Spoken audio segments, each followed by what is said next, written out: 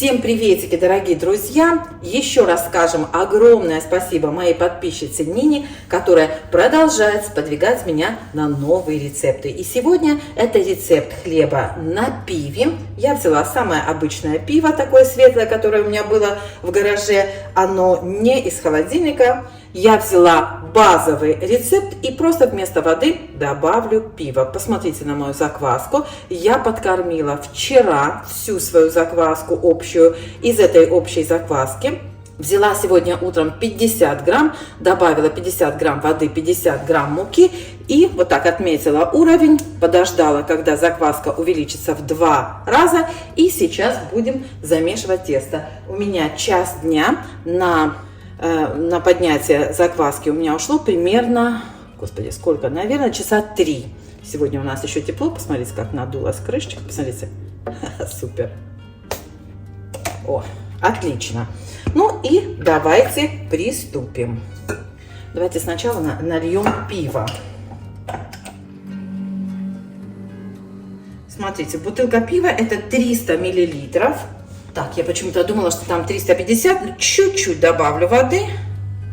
Воды мне нужно 350 миллилитров, поэтому чуть-чуть добавила воды. Ну, если у вас есть пиво больше, добавляйте больше. Выкладываю сюда всю закваску. Посмотрите, как закваска плавает.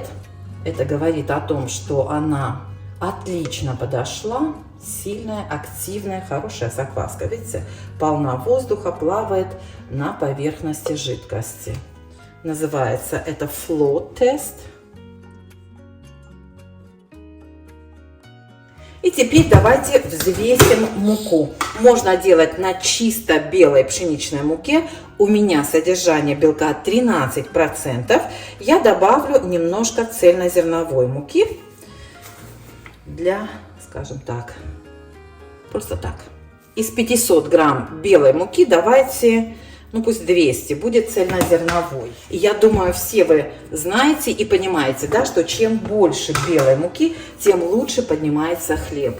Вот, потому что понятно, да, что чем больше глютена, тем лучше поднимается хлеб, тем лучше, скажем так, решетка хлебная. Ну, в общем, понятно, да? Чуть не забыла, такую чайную ложечку соли. И теперь замешаем тесто в миксере.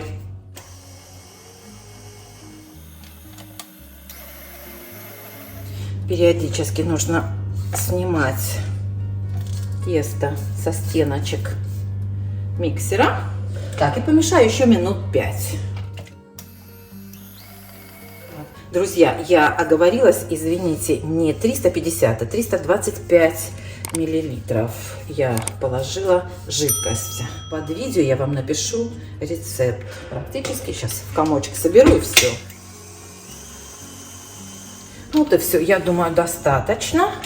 Обратите внимание на то, что тесто достаточно жидкое. Если вы начинающая хозяйка или там не часто печете хлеб, то уверена, что вам, как и мне, будет достаточно сложно обращаться вот с таким жидким тестом. Добавьте 1 столовую ложечку муки.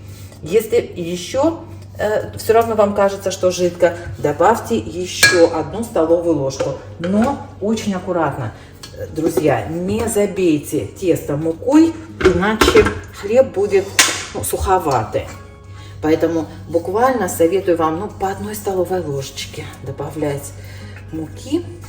И вам будет с тестом обращаться гораздо легче.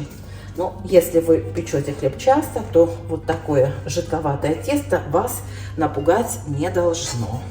И еще раз повторюсь, если вы готовите, используете только белую муку, то тесто у вас будет гораздо более, даже если оно жидкое, оно будет гораздо более таким, знаете, плотным, и с ним будет легче работать. Вот и все. Теперь тесто нужно накрыть пленкой и оставить его на 1 час, для того, чтобы мука набухла, впитала всю жидкость хорошо и начала, скажем так, глютен начал вырабатываться. Вот так выглядит тесто. Встречаемся через час. Ну вот, друзья, прошел час, и сейчас мы начнем делать растягивание и складывание, количество которых зависит от состояния вашего теста. Вот смотрите, какое оно липкое. Делается это очень просто. Растягиваете и складываете. Как видите, тесто рвется, пахнет пивом. Я делаю хлеб на пиве, Ирина. Пиво, использовала пиво вместо воды. Так, вот так вот складываем несколько раз. Видите, рвется, липнет. Ничего страшного. В процессе складывания и растягивания тесто будет становиться более эластичным. По крайней мере, на это мы рассчитываем. Вот и все. Каждые полчаса будем делать вот такие складывания и растягивания. Сейчас руки помою и накрою хлеб или тесто пленочкой.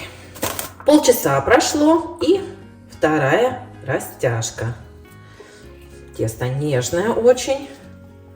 Смотрите, отлично оно тянется уже. Ну, если сильно вытянуть, то оно, конечно, еще порвется.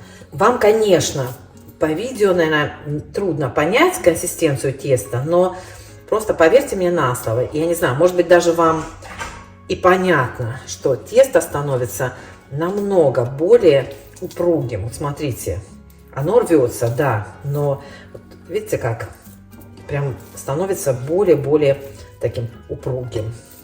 Буквально несколько секунд, и все сделано, все готово. Накрываем опять пленочкой.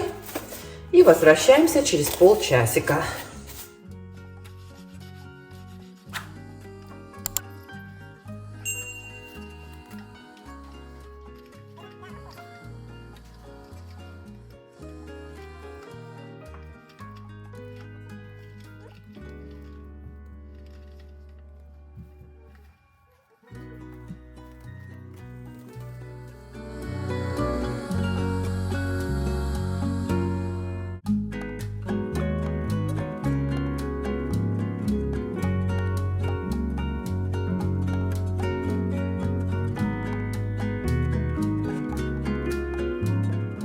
Смотрите, друзья, это уже, наверное, пятая, да?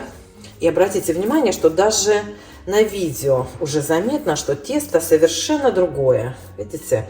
Во-первых, оно более эластичное, оно лучше тянется, не рвется, липнет.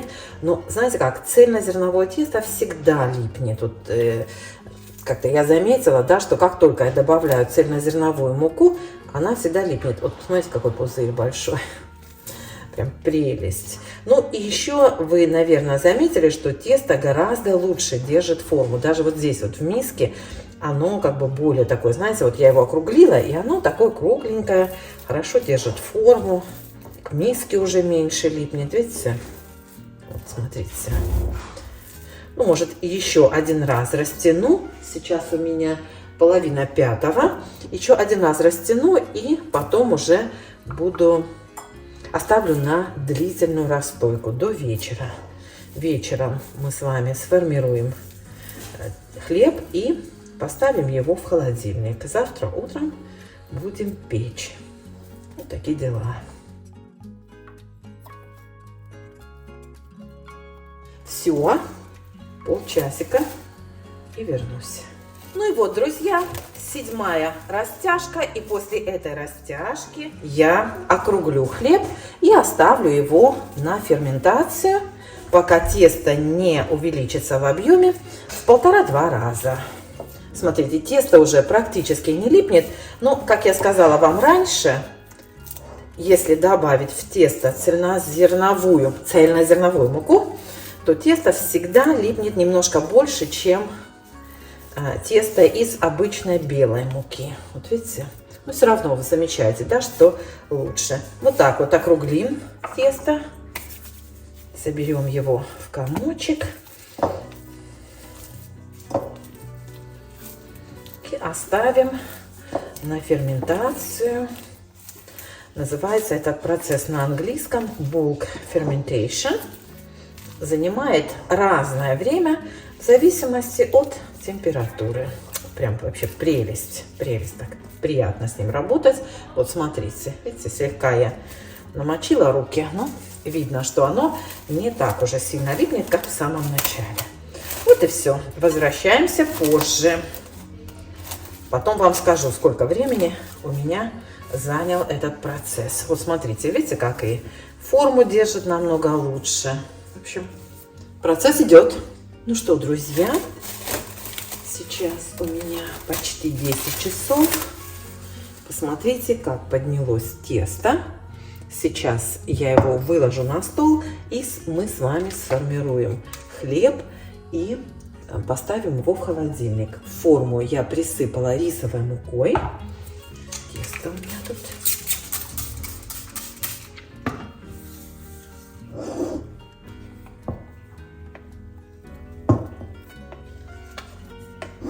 Тесто, посмотрите, шикарное, пышное.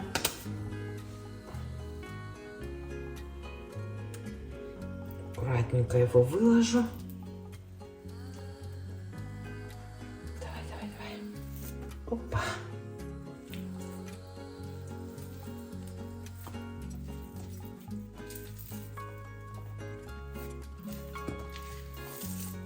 В эту сторону растянем хорошенько.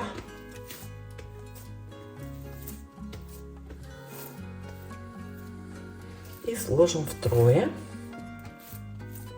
хорошо прижимая. В этот раз никаких добавок у меня в хлебе нет. Вот эти пузырики все нужно раздавить. Очень вкусно пахнет пивом. Знаете, обалденно. И теперь натягиваем, собираем.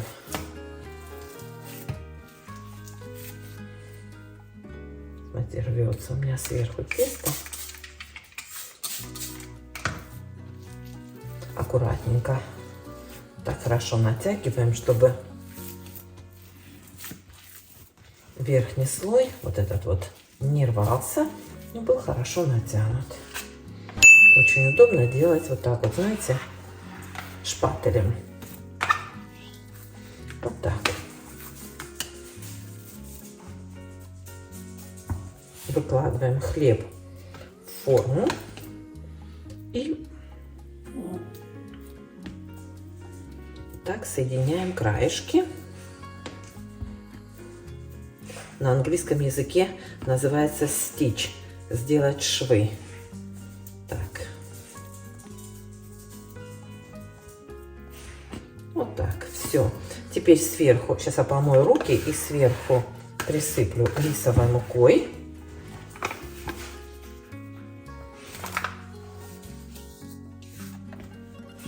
Видите, как оно прилипает. Без рисовой муки сразу к форме прилипает.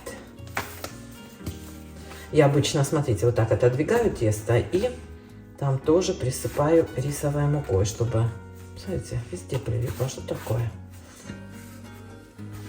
Чтобы со всех сторон оно было хорошо присыпано. Смотрите, да что такое? Так, не нравится мне.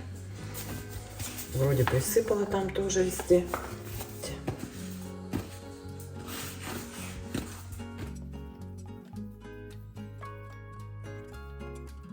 Вот. Почему рисовой мукой? Вы знаете все, что рисовая мука, она вот так останется, она не впитается в тесто. Мы ее потом излишки все стряхнем. Вот так. Все. Накрываем пленочкой. И в холодильник до утра. Упс. Так, это все дела, друзья. Завтра будем печь хлеб на пиве. Всем доброе утро. Смотрите, вот так выглядит мое тесто из холодильника. Я надеюсь, что оно не пристало к форме. Посмотрите, как он поднялся. Или оно, или он. И сейчас мы будем выпекать этот хлеб. Форма у меня уже нагрелась.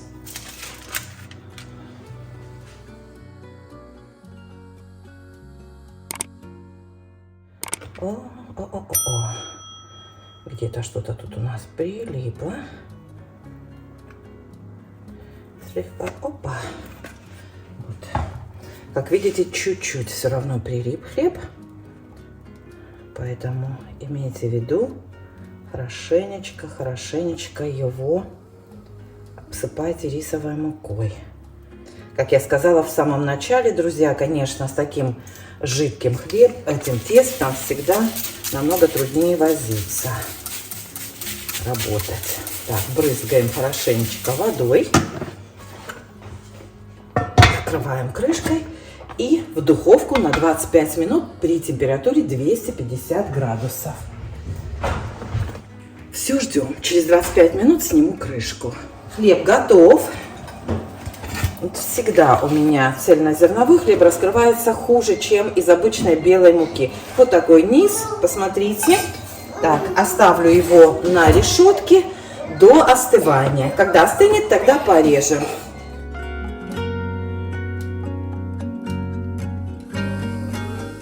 Ну что, друзья, давайте посмотрим, какой хлеб у нас получился на разрезе. Красота! Внешне классный, большой, хорошо поднялся.